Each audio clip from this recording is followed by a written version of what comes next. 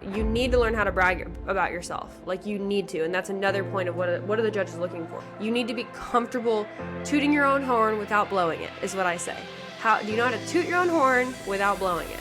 That's why a strong internalized competitive drive is so important. And I promise you that if you can adopt that victor mindset, you will start to see solutions to problems rather than being overwhelmed by your problems. Because guess what? Newsflash. Everybody has problems. And so the enemy in your head is going to tell you, you're at a disadvantage. This can never happen. What I'm saying to you is, what are you going to do about it?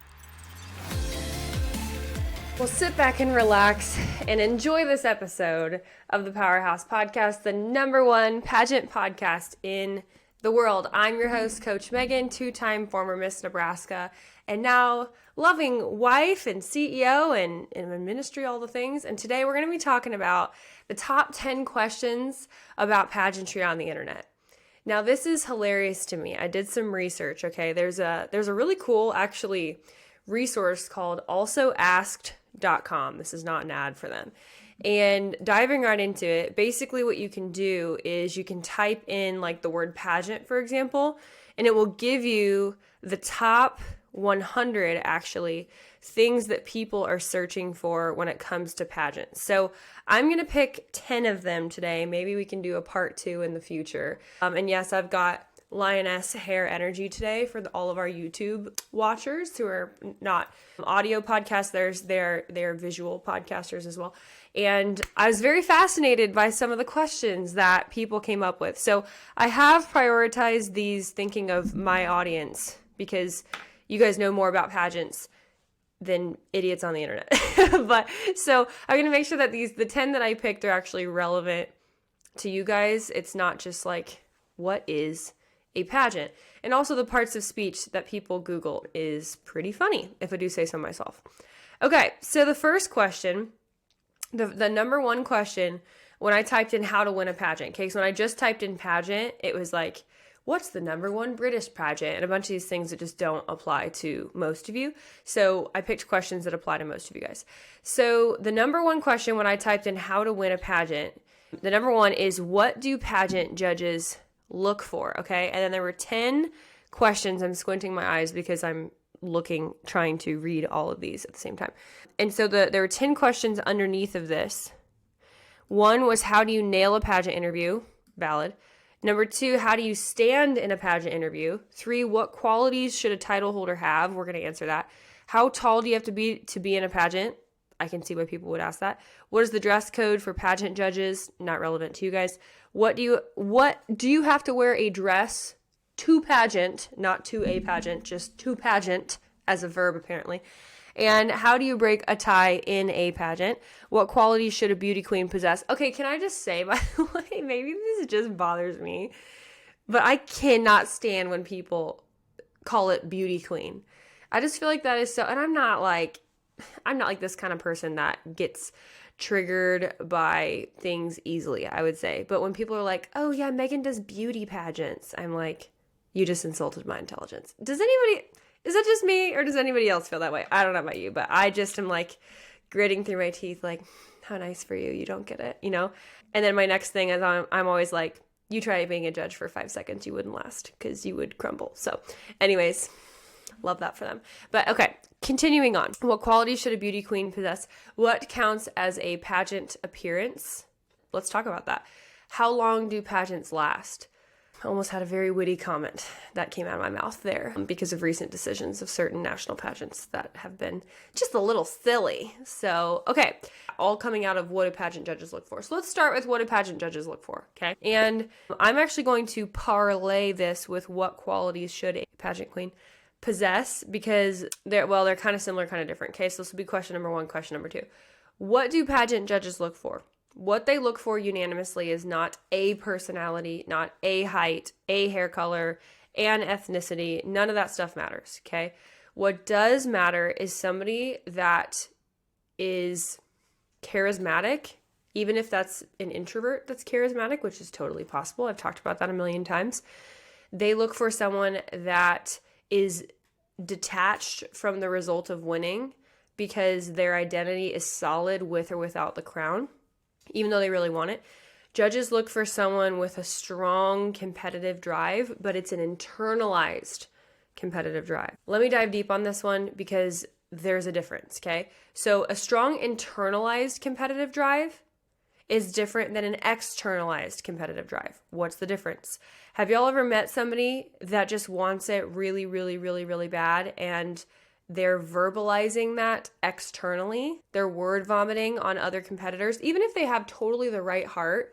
They're constantly talking about all the service work that they're doing, and they're constantly talking about how hard they've worked this year, and they just hired a trainer, and they hired a this, and they hired a that. And I'm all for it.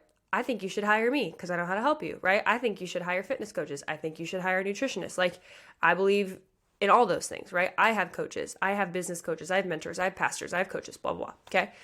And so it's really important. But you don't hear me telling you every single detail about why I'm worthy to be your coach just because I have a business coach, or everything that I'm doing. You know, like there's just a difference. There's a difference. Again, I always liken this to relationships because you are building a relationship with a judge. From the second that they see your headshot in social media and paperwork, before they ever get to speak with you, they are judging you. You are presenting yourself, which is why we focus so heavily on social media.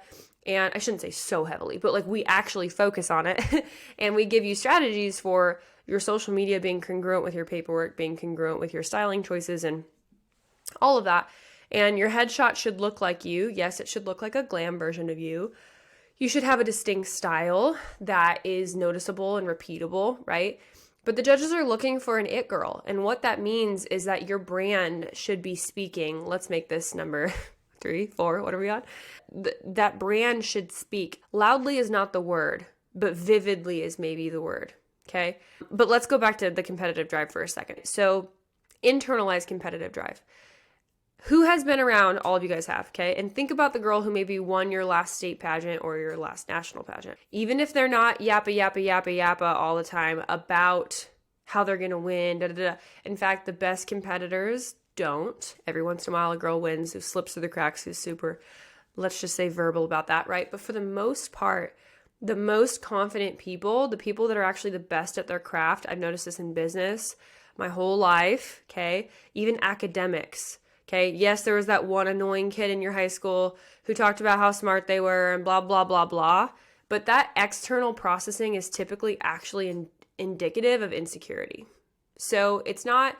What I'm not saying is don't talk about your accomplishments in your interview. Don't talk, you need to learn how to brag about yourself. Like you need to. And that's another point of what are the judges looking for? Like you need to be comfortable tooting your own horn without blowing it is what I say. How do you know how to toot your own horn without blowing it? So that's why a strong internalized competitive drive is so important. There's an energy carried behind that. The judges are looking for somebody that moves mountains when she walks into a room, but she doesn't even have to speak to do it. It's her walk, it's her carriage, it's her sense of fashion. It's everything about her before she even speaks. That is a huge thing that no one talks about. It's a very high level skill because it's like, well, how do I get there, Coach Megan? Well, these are some of the things that we work on, right? I always say it's easier to get somebody from a D to a B than like a B to an A or an A to an A plus competitor. And that's why when we're working with our competitors who have made top 15, top 10, top 5, we're working on a lot of nonverbal skills as well as verbal skills. Brand is a huge part of it. It's learning to think at the next level because until you can think at the next level, you can't act at the next level. And it's a lot of like psychology and sociology and human dynamics of the self and understanding yourself so well and living as a person of integrity, which is another thing that judges look for. Because when you're living in integrity with yourself, which means the things that I say I'm going to do, I do.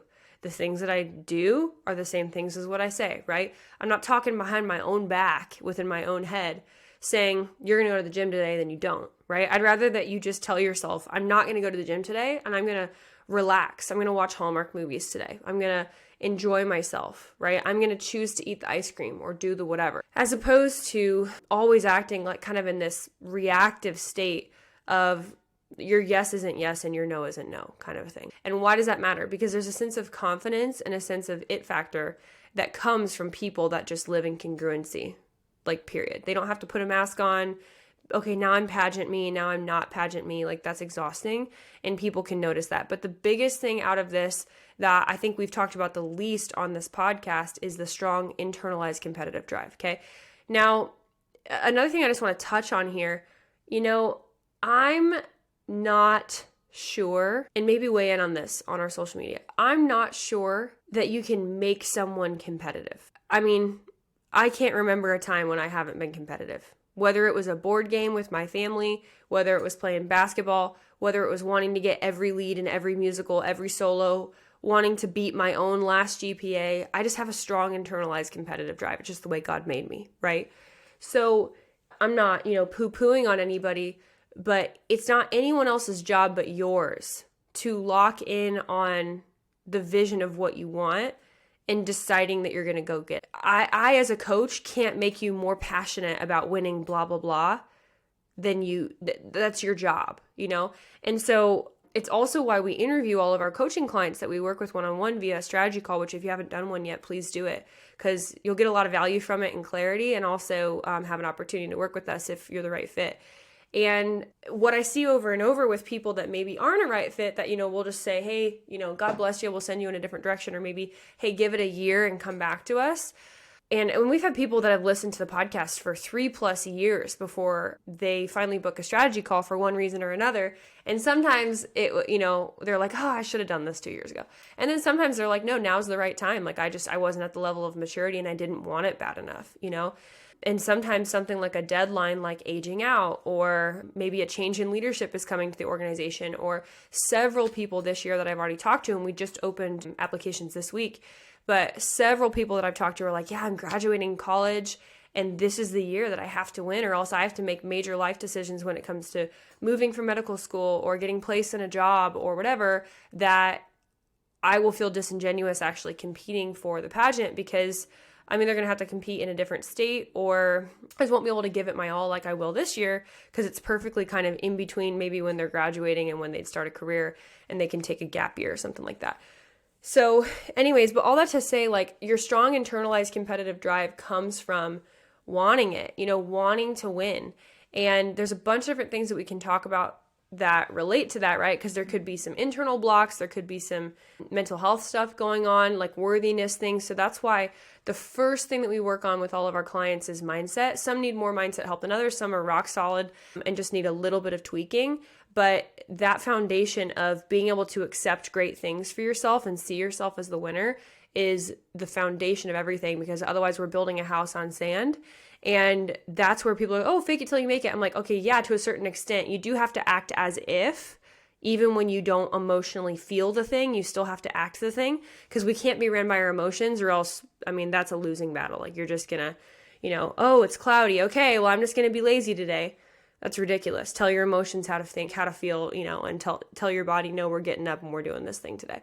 To a certain extent, right? I'm not talking about mental health. Like, if you seriously have, obviously, depression, things like that going on, I'm not a therapist, so please go see somebody that can help you with those things. But that strong internalized drive comes from you making an absolute bona fide decision that this year is going to be different, that you're going to turn it on, that you're going to figure it out.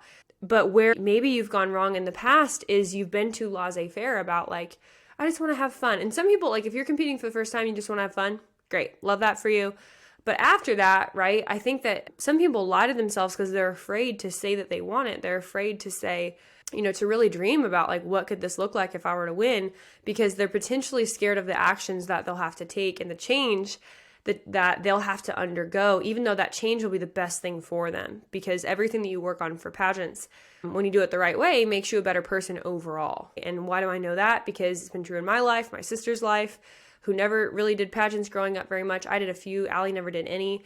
And the hundreds of clients that I've taught over, the last 8.5 years now. So what are pageants looking for? Those are the major things. Okay, they're also looking for somebody who likes and loves themselves and is physically fit, and which looks like a lot of different things, but physically fit specifically for the industry and the competition that they're competing for, and is generally good looking. Again, beauty pageant, hate it, love it, whatever.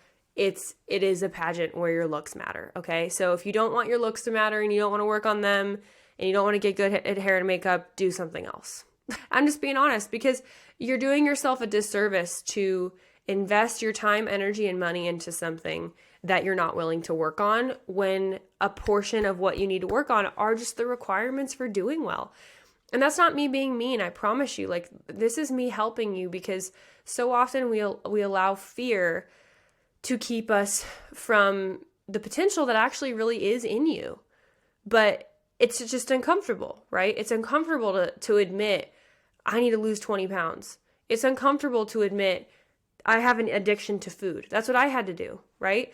And my brain was like, your body's broken. This is never going to work. Like, your body only knows how to gain weight. Blame it on this, blame it on that, blame it on this, blame it on that. And I just had to take a hard look in the mirror where I was like, Megan, you're the problem, right? And of course, sometimes there are hormonal issues going on. I had a lot of clients with PCOS, with estrogen dominance, with these different things, right? And I get that because I've dealt with that.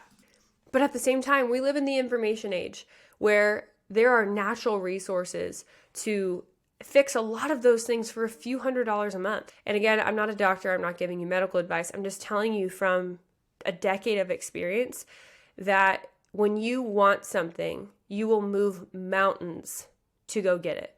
And if you have already made the decision that you want to be your healthiest self, spirit, soul, and body, okay, and you want to be able to do XYZ, then yeah, you're going to have to chop down some weeds in the forest as you walk, and it's going to get uncomfortable, and you're not going to be able to see the end destination. You just got to keep walking and chopping down trees as you get there.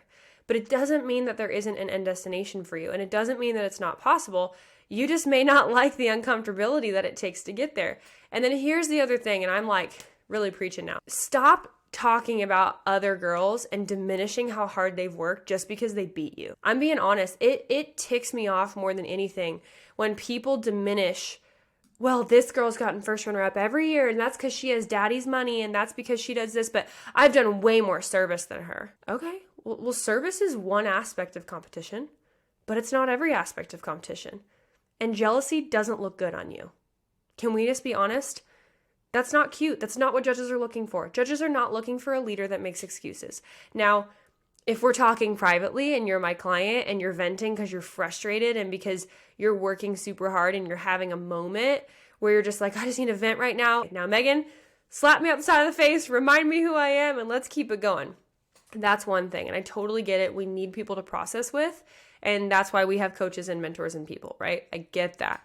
But when that becomes a habit, when that becomes the excuse for everything, or just think of the excuses that you've said out of your mouth. Can we be honest? Can I be honest? Right? Oh, well, that's not fair that she has more resources. That's not fair that she doesn't have to work out as hard as I work out. And judges think that her body's healthier. When if they actually looked at my body versus hers, I get it. That sucks. And that is unfair. But what are you going to do about it? What are you going to do about it? Because guess what? You don't get to explain that to the judges. And if you tried, it would come across very poorly. It would come across like a victim rather than a victor. So I want you to start fighting from victory rather than trying to get to victory. I want you to start looking like and acting like, okay, when you go to the gym, act like you're already Miss New Jersey. Act like you're already Miss Minnesota, USA. Whatever you have to do, act like you already have it and grab a hold of that future and say, how would Miss Minnesota USA work out right now? Even though I'm tired, even though this is happening, even though I'm feeling this way, what can I do, right? What is in my possession to be able to do right now despite the feelings that I'm having? And I promise you that if you can adopt that victor mindset, you will start to see solutions to problems rather than being overwhelmed by your problems. Because guess what? Newsflash. Everybody has problems. Skinny people have problems. Rich people have problems.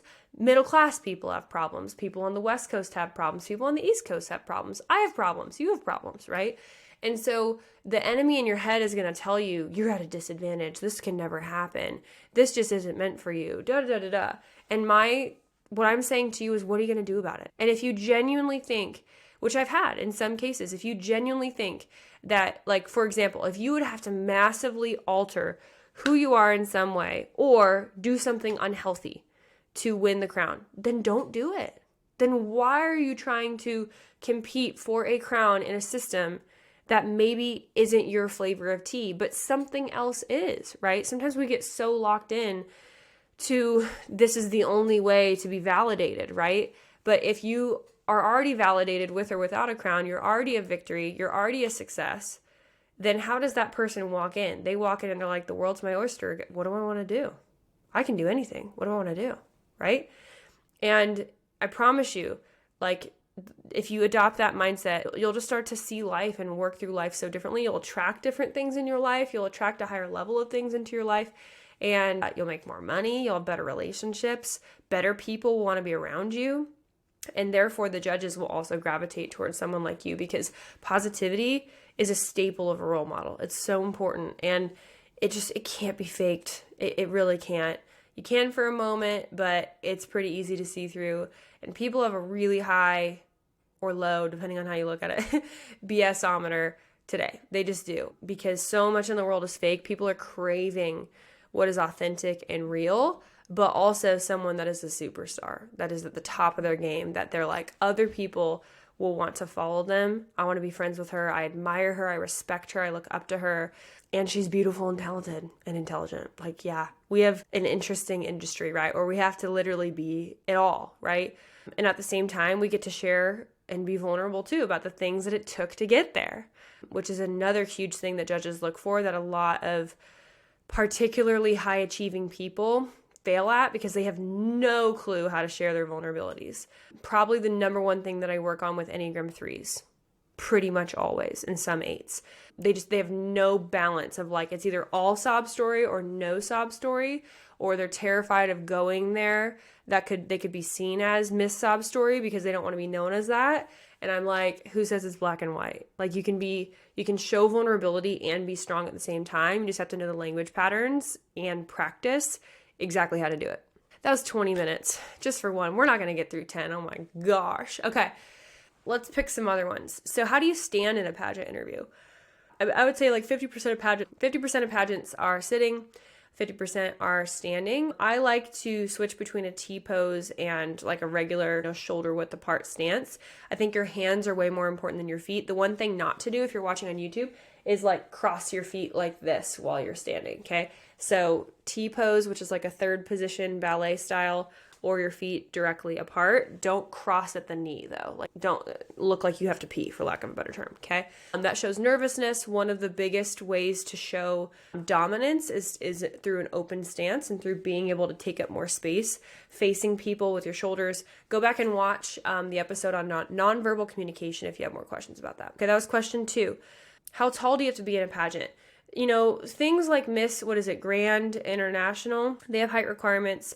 I think 1 or 2 other major pageants do, but for the most part, I'm 6 feet tall, and I've competed against, I would say, mostly shorter women, especially in the MAO system. Like, it definitely doesn't matter. I would say more people are shorter rather than taller. It's a mixed bag. So I wouldn't worry about that unless that particular pageant has a height requirement. In America specifically, I think it's more about taking up space. Like, there can be a really tall person who has no idea how to take up space and they're super awkward. And you can have a 5'2" girl that owns the stage in her super high heels and is rocking it, because of her big personality and how she does things. So I think it's tailored per person. What do you have to wear? Do you have to wear a dress to a pageant? I don't know if this means attending one. I always wear pants because I don't really like wearing dresses. I'll wear like a jumpsuit or something. But yes, evening gown, I think that's kind of a dumb question. Let's move on. How do you break a tie in a pageant? Good question. So in an instance where there is a top 5 ballot, that's why they have those. In the case of a tie, typically there will be written in rules if there isn't a top 5, where they say whoever has the higher interview score will ultimately win the pageant. It could be talent, could be whatever, but typically those are in the judging bylaws, like if there was truly a tie. And then I would imagine that that's why you would have 5 judges rather than 4 or something, so the math would math correctly, where it's impossible to truly have a tie. If you're really concerned about that, I would dig deeper with your executive director and figure that out. A great question. What counts as a pageant appearance? I've actually had a lot of questions about this week randomly. And I don't know if counts is the right word. If you're just taking a picture by a random sign on the side of the road, that's not an appearance. I would count an appearance as something that can create a story afterward, that you can actually talk about how you made an impact. And if you weren't there long enough to make an impact or to have a story of some kind, And I guess you could count that as an appearance because you literally made an appearance, but you didn't make an appearance, if that makes sense. So I always booked my schedule, and I encourage my clients to book their schedule around places they can have an impact, place that you can talk, you can sing the national anthem, you can perform in some way that people know that you're there. You're not just smiling and waving. Now, with preteens and younger girls and things like that, I get it. But especially if you're 13 or older and you're really busy, like I would try, for the most part, go to appearances where, like I said, you're able to speak or make an impact in some way. How long do pageants last? Sometimes 6 hours, if you know what I'm saying. For certain competitions, when you put everything on one night. What is a good pageant talent? Well, this definition is changing. A lot of people don't know that pretty much only Miss America and Miss Volunteer America now have talent. I wish more had talent. That's just me, being somebody who enjoys performing in talent.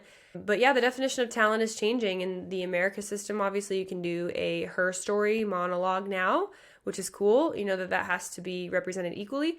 But what makes for a good pageant talent is something that is equally intellectually stimulating and technically proficient, as well as entertaining. And when that is not balancing, you either get all entertainment and showmanship, but there's not enough technique for me to give you a high enough score, especially if, you know, you're somebody with some kind of a musical or creative background. I think it's hard to put bias away when you know somebody's been practicing the violin for 4 hours a day for 18 years, and then somebody else tries to do something that they've done for 5 seconds. Like, it's just going to be incomparable unless you work really hard. And that's just being honest, because I think a lot of musicians know how long it took them to work on their craft, right? So there's an appreciation in some aspect, or dancers or whatever. So that's where it's really important to still find some kind of technicality aspect, and as well as entertainment value. And that's where I think music can help a lot in terms of your backing track. How can I be more confident in a pageant? I think we're on what? Is this question 6 or 7? How can I be more confident in a pageant? This is obviously, we have a billion episodes about this, so it's more than I can answer in like 10 seconds, but how can I be more confident? It starts with being confident in your everyday life. It starts with acting as if. I always tell the story of how when I was in college, I couldn't even look the guys in the eyes when I was walking past them, like the hot, tall basketball guys, because I was so nervous to even feel worthy enough to make eye contact. So other little things that I did was, just get control of the things that made me not feel confident. So like me not knowing how to do my hair and makeup stifled my confidence. Me not knowing how to control my weight stifled my confidence. So sometimes I think it's working on those other things that trouble us that we actually can learn and can be in control of.